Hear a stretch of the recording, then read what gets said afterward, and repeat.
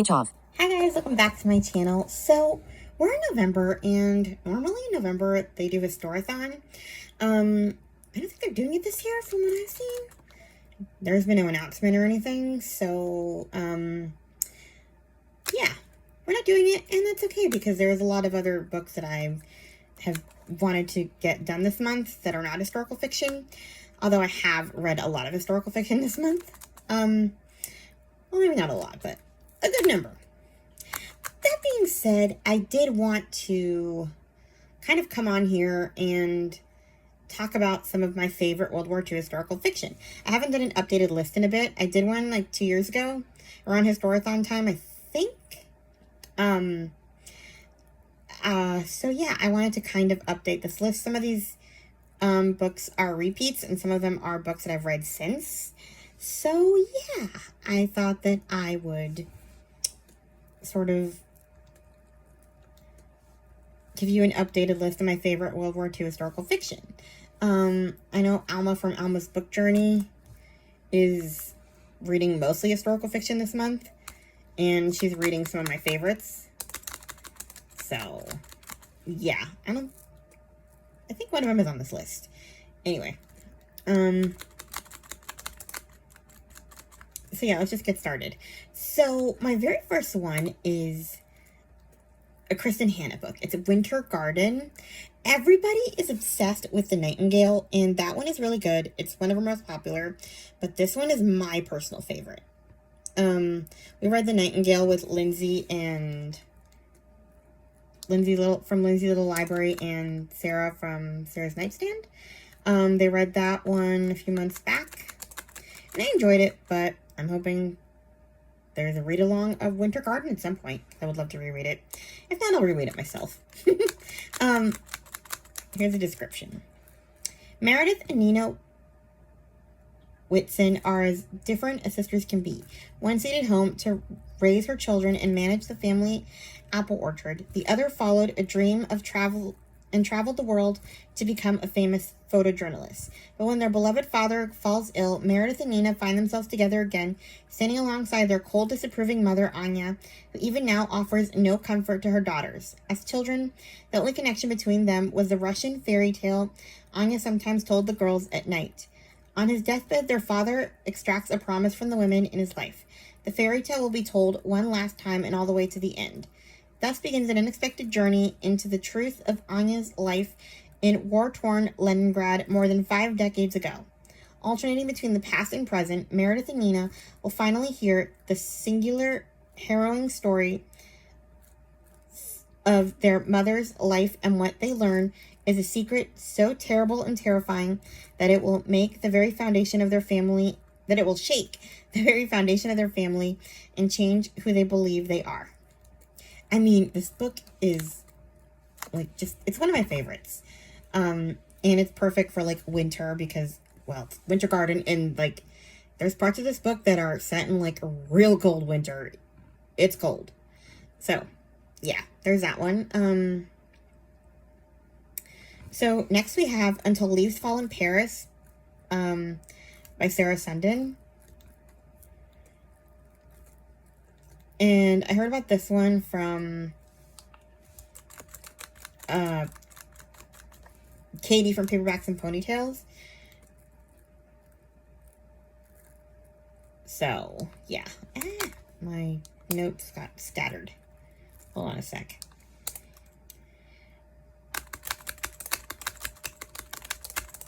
I'm trying to keep track of the channels I mentioned. Okay, so, yeah. This is one of the ones that Alma recently read, I think, last month. So, kind of gave me the idea to this video again. When the Nazis marched toward Paris, American ballerina Lucy Gerard buys her favorite English language bookstore to allow the Jewish owners to escape. The Germans make it difficult for her to keep Green Leaf Books afloat, and she must keep the store open if she is to continue aiding the resistance by passing secret messages between the pages of her books. Widower Paul Aubrey wants nothing more than to return to the States with his little girl, but the U.S. Army convinces him to keep his factory running and obtain military information from his German customers. As the war rages on, Paul offers his own resistance by sabotaging his product and hiring British airmen in his factory. But in order to carry out his mission, he must appear to support the occupation, which does not win him any sympathy when he meets Lucy in the bookstore. So, yeah. Neither one of them knows what the other one is up to, which makes it kind of difficult for both of them. But yeah, this is kind of I don't call it a series, but like they're recurring characters in that one, and then The Sound of Light, and there was another one. I forget what it was called. There's like 3 that are kind of interconnected, but they're not. Like, we see Paul and his wife in another book in that set. I can't remember what it was called. I don't think it was The Sound of Light. I haven't read that one. It was another one that I read by her. Whatever. Anyway. But yeah, I've read a few of her books, and they're really good. I haven't read all of them, but this one's my favorite of the ones I've read so far. And I don't really think you need to read them in order of that series. I didn't, although I kind of want to go back and read them in, like, probably publication order, if I find the third one. Sound of Light, I don't know. I can't remember what the last one was called. Next we have We Were the Lucky Ones by Georgia Hunter. I read One Good Thing by Georgia Hunter, which is the one that just came out this year, and it was okay, but it doesn't compare to this one. I still need to watch the TV show. Basically, it's the true story of this family, this Jewish family, the author's family, and she does, like, research on them, and she kind of fictionalizes their journey through World War II, and they pretty much all scattered. I'll just read some of this description. In the spring of 1939, and 3 generations of the Kirk family are doing their best to live normal lives, even as the shadow of war grows closer. The talk around the family Seder table is of new babies and budding romance, not of the increasing hardships threatening Jews in their hometown of Radom, Poland. But soon the horrors overtaking Europe will become inexplicable, and the Kirks will be flung to the far corners of the earth, each desperately trying to navigate his or her own path to safety. So yeah, like, we kind of see, it's really good. You wouldn't think it would be so well told because it's so many perspectives, but it really is. You see all of them and you go everywhere because all of them really do scatter. And the reason it's called We're the Lucky Ones is because they all survive to meet up at the end. But the journey is difficult and it's hard, and there's a lot of bad things that happen. And you see all different sides of the war in this book because you don't just see the Nazis, you see, like, the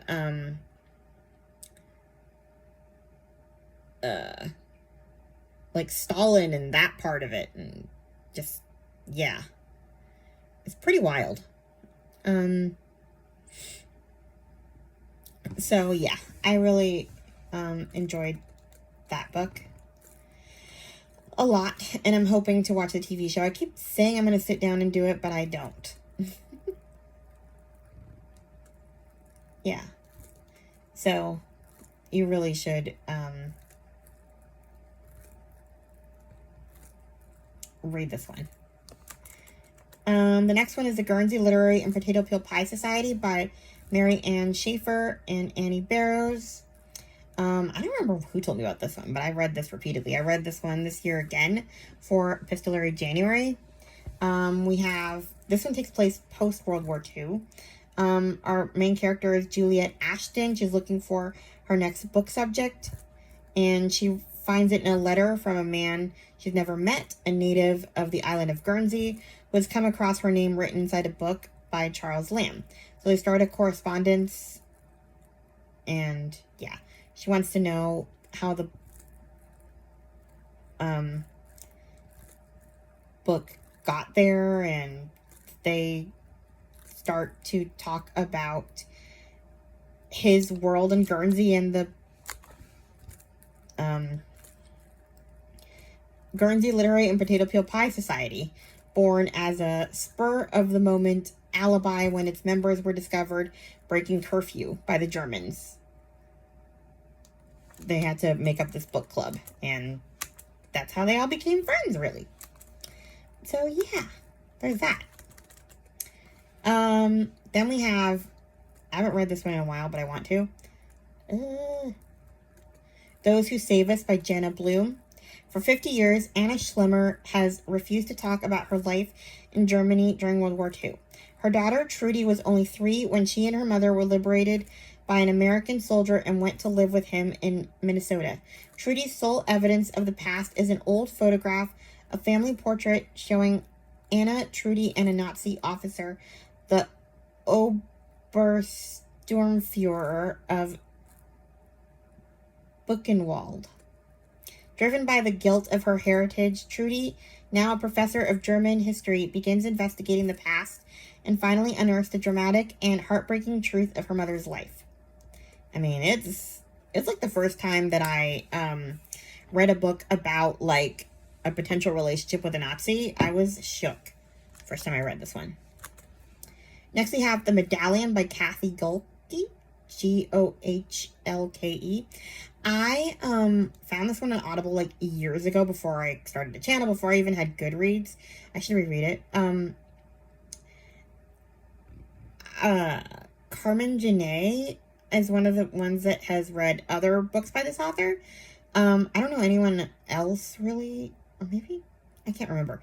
There was someone else, but this isn't like a super popular author. I didn't even know she was a Christian fiction author. I just kind of figured they were religious when I read this book. I didn't really consider it Christian fiction. But I guess it was, and I've read a couple of others since then. But this one's my favorite because it was my first one, and it was just compelling. But nobody I know has like read this one except me, and I keep like recommending it. I'm hoping they read it at some point. But yeah. It sounds corny, but it's not, I promise. Seemingly overnight, the German Blitzkrieg of Warsaw in 1939 turns its streets to a war zone and shatters the life of each citizen, Polish, Jewish, or otherwise. Sophie Kuminga, a British bride working in the city's library, awaits news of her husband, Janek, recently deployed with the Polish Air Force. Though Sophie is determined that she and the baby in her womb will stay safe, the days ahead will draw her into the plight of those around her, compelling her to help whatever the danger. Rosa and Yitzhak Donovich never imagined they would welcome their longed-for first child in the Jewish ghetto, or that they would let anything tear their family apart. But as daily atrocities intensify, Rosa soon faces a terrifying realization. To save their daughter's life, she must send her into hiding. Her only hope of finding her after the war, if any of them survive, is a medallion she cuts in half and places around her neck. And you can guess that they're probably going to meet up. So, yeah. Again, like the medallion sounds real corny, but it is not. There is some stuff in this book. So, yeah. Then we have another author that no one really talks about, Anna Stewart. The first one in the series is called The Midwife of Auschwitz. Then I think the second one was like The Midwife of Germany or something like that. I can't remember. I didn't write it down. But this is the first one. Hold on. I'm trying to see the names. Inspired by an incredible true story. Okay. Anna Kaminsky is pushed through the iron gates of Auschwitz beside her frightened young friend Esther Pasternak. As they reach the front of the line, Anna steps forward, quietly declares herself a midwife, and Esther her assistant. Their arms are tattooed, and they're ordered to the maternity hut. Holding an innocent newborn baby, Anna knows the fates of so many are in her hands, and vows to do everything she can to save them. When 2 guards in their chilling SS uniforms march in and snatch a blonde-haired baby from its mother, it's almost too much for Anna to bear. Consoling the distraught woman, Anna realizes, amidst the terrible heartache, there is a glimmer of hope. The guards are taking the healthiest babies and placing them with German families so they will survive, and there are whispers that the war is nearly over. Anna and Esther begin to secretly tattoo little ones with their mothers' numbers, praying one day they might reunite. Then early one morning, Anna notices the small bump under Esther's thin, striped clothing. Dun, dun, dun. So, yeah. This one ends on a cliffhanger, so you might want to get the next one immediately. I had to wait for the next one to come out, and I didn't even realize that there was a next one. I just assumed that, like, the cliffhanger was just, like, okay, this is war. This is how it ends. But no, it keeps going. So, yeah. Then we have Codename Edelweiss by Stephanie Lansom. I heard about this one from Lou from Christian Faith and Fiction. This isn't exactly World War II. It's kind of pre-World War II. It's basically, it takes place in the 1933 when Hitler is like the new chancellor. And this takes place in Los Angeles.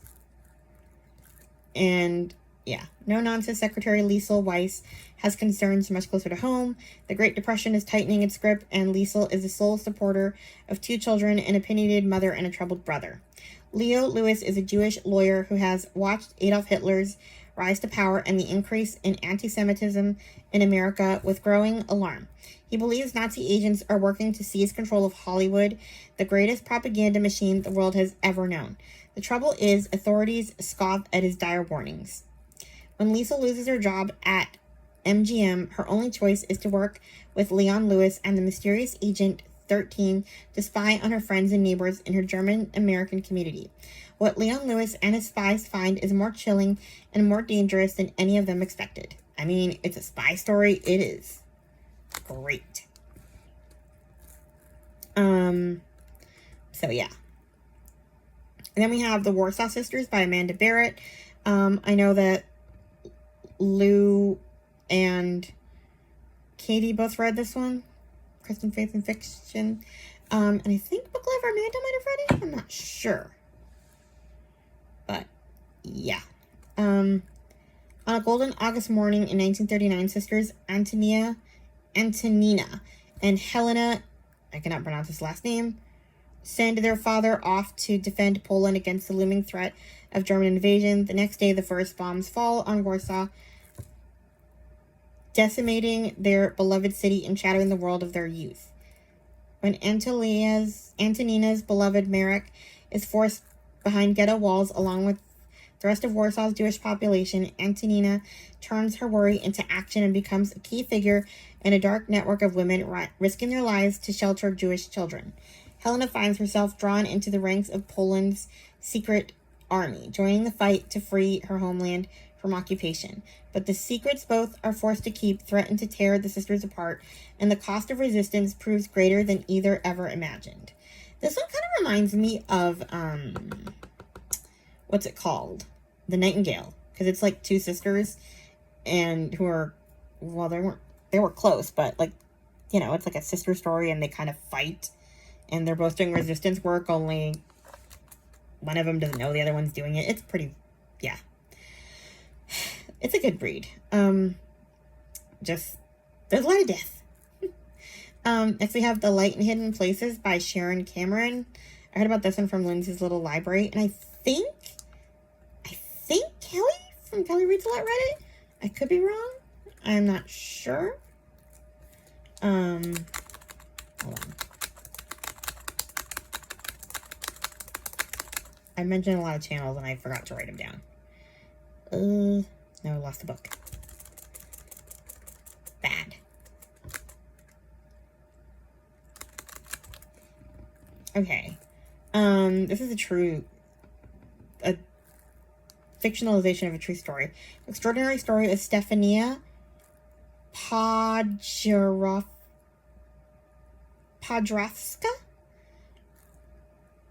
I don't know. A Polish teenager who chooses bravery and humanity by hiding 13 Jews in her attic during World War II.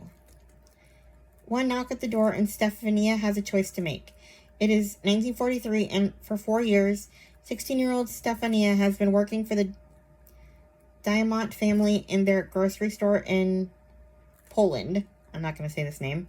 Singing her way into their lives and hearts. She has even made a promise to one of their sons, a betrothal they must keep secret since she is Catholic and the Diamants are Jewish. But everything changes when the German army invades I can't pronounce the city name. The family is forced to the ghetto, and Stefania is alone in an occupied city, the only one left to care for Helena, her 6-year-old sister. And then comes a knock at the door. Izio's brother, Max, has jumped from the train, that's her boyfriend, headed to a death camp. Stefania and Helena make the extraordinary decision to hide Max and eventually 12 more Jews. Then they must wait every day for the next knock at the door, the one that will mean death. When the knock finally comes, it is 2 Nazi officers requisitioning Stephania's house for the German army. Like, this is wild. Because, like, they're hiding these Jews under their noses, and the Nazis are, like, right there. So, yeah. Then we have A Promise to My Sister by S.E. Rutledge. This one was a Chloe recommendation from one of her new releases. I think it was from last year. Or was it this year? I can't remember. 2 sisters basically end up in Auschwitz. And one of them is younger. So, yeah, 21-year-old Hodea clings to her mama and papa, her little sister Bela's arms around her waist. But when Hodea is sent one way and her parents the other, a plea to keep her sister safe is the last thing in her mother's eyes. Hodea makes a silent promise in return. But Auschwitz is no place for a little girl, and keeping Bela safe takes every ounce of Hodea's strength. So, yeah, pretty much he's kind of trying to keep her hidden and unnoticed as much as possible. So, yeah. It's kind of a, will she be discovered? Will this kid get noticed and killed? Because, you know, you don't have a lot of kids in the camps that are in the women's section. So, yeah. Then we have a series, the Paris Sisters series by Suzanne Kellman. Basically, each book is about a different sister and kind of her journey with different, like, it's about different sisters and a group of children that end up, like, on a train to safety and, like, to get away from the war. And each of the Paris sisters kind of has a connection to one of those kids, and it's hard to explain. So the first one is called The Last Day in Paris. And yeah, the kid is named, it's hard to explain, but it's kind of a series that goes together. Like, all these sisters are kind of like resistance workers, and they're helping other people, and like each of the people that they're helping has a kid involved for some reason. It could actually, one of the kids is one of the sisters' kids. So yeah, like all of these kids end up on a train together to safety, and you slowly find out each kid's story and each sister's story too, like the ones who kind of helped save the kids. So yeah, there's another one coming out soon about another sister that had charge of a couple of twins. I don't know who the twins are. I just know of them because, yeah. Yeah, The Paris Orphans is kind of the prequel to the series. And, like, you see one of the sisters, she's the one who takes them to safety. And it kind of ends on a cliffhanger when they get, like, stopped somewhere. And then it kind of goes into, you go into the series and you backtrack and you see how they ended up on the train. Each kid ended up on the train, like what led the parents to make that decision. So yeah, like the first one, it's really hard to explain until you read the series, but you need to read them in order. So read the prequel first, and then The Last Day in Paris, and then The Bookseller of Paris. And then I forgot to write the last one because I just read it. But yeah, just read them in order. They're really good. It'll make more sense when you read them than me trying to explain it. Then we have What I Would Tell You by Liz Tolsma. Another one that I heard about from Lou from Christian Faith and Fiction. This is a series. I think it's like, what's it called? The Echoes from the Past or something. I think this is the first one. This one's my favorite. But you don't have to read these in any order. It's about a different family, each one. So we have, determined to resist the invading Nazis, a Greek Jewish woman's greatest dream has become her worst nightmare. And now she faces an impossible choice whose consequences, okay. 1941, the pounding of Nazi boots on the streets of Salonika, Greece, reverberates in Mathilda Nissen's ears, shaking her large community of Sephardic Jews to its core and altering her life forever. If only her people would rise up and resist their captors. At great risk to herself and those around her, she uses the small newspaper she publishes to call them to action, all to no avail. Her husband encourages her to trust God to watch over them, but God has once again deserted his people.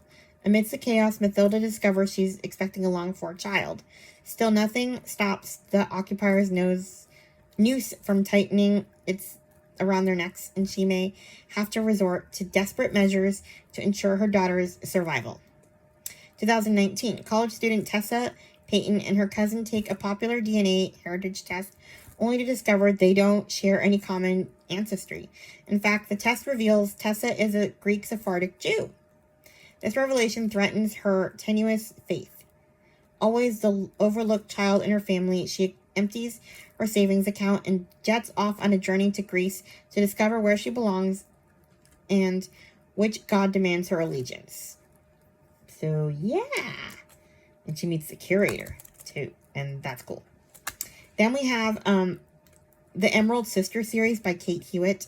The Girl on the Boat is the first one. So, basically, these four friends... Was it 5? 4 or 5? They meet on the boat. They become friends, like, on their... It's the... Okay, let me find it. The SS St. Louis. It's supposedly going to take them to safety, but they get... Yeah. Okay, when she... I'm just going to read the description. When Sophie Weiss boards the SS St. Louis, she has no reason to stay in Germany. The Nazis have taken everything from her, and her only hope is to escape. But when she meets fellow Jewish refugees, Rosa, Hannah, and Rachel on board... Okay, it's 4 friends. The friendship they form gives Sophie hope that there could be happiness in her future after all. But their worst fears are realized when the boat is refused entry at a port they thought would be safe. Terrified of being sent back to Europe, the women cling together and desperately wait for news. At last, the word reaches the ship that a friend of Sophie's father is willing to take her in, but there is only room for her. Quickly, Sophie unpicks the lining of her coat, revealing her late mother's emerald hidden in the lining. She hands a piece of the precious stone to each of her friends, and the women promise to meet in Paris when the nightmare is over. Watching the SS St. Louis grow smaller on the horizon, Sophie's heart breaks. How can she embrace her freedom when those she loves face an unknown fate? And what can she do to help them? Gripping her... Okay, so basically each story, is about each of the friends and their journey and where they ended up. And, yeah. So, like, at the beginning of the prologue of the first one, they're kind of meeting up and then one is missing. And at the end of each one, you get a little piece of history until you finally piece it together at the end. So, the first one is the girl on the boat. Then we have the girl with the secret. The girl who risked it all. And the girl who never gave up. So, yeah. Those are all the World War II books that I have loved recently. Actually, no. There's one more that I read this month that I loved. I forgot to add it, but let me find it because I already read it and I really enjoyed it. Different file. The Nanny Outside the Gates by Sherry J. Ryan.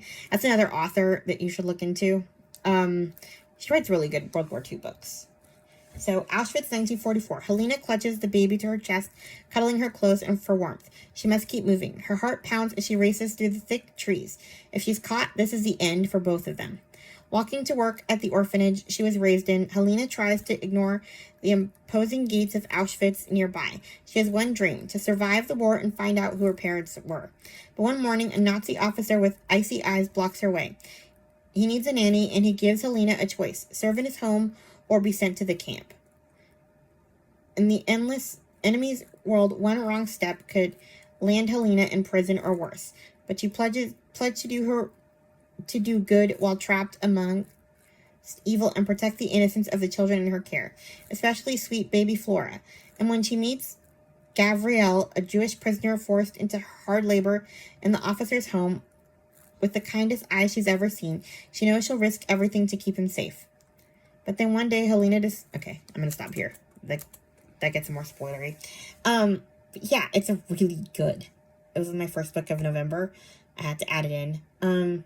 There's other ones that are good from her, but yeah, this one's my favorite so far. And I was so excited when it came out because it was supposedly only going to be on Kindle, and then on release day it was available on Audible, and I was like, mine. I must read this immediately. I've been like eyeing this one forever. So yeah, now those are all my favorites of the last couple of years. So yeah, I hope you find something you like. So yeah, please like, comment, and subscribe, and I'll talk to you guys in my next video. Bye! Speech on. Stop recording.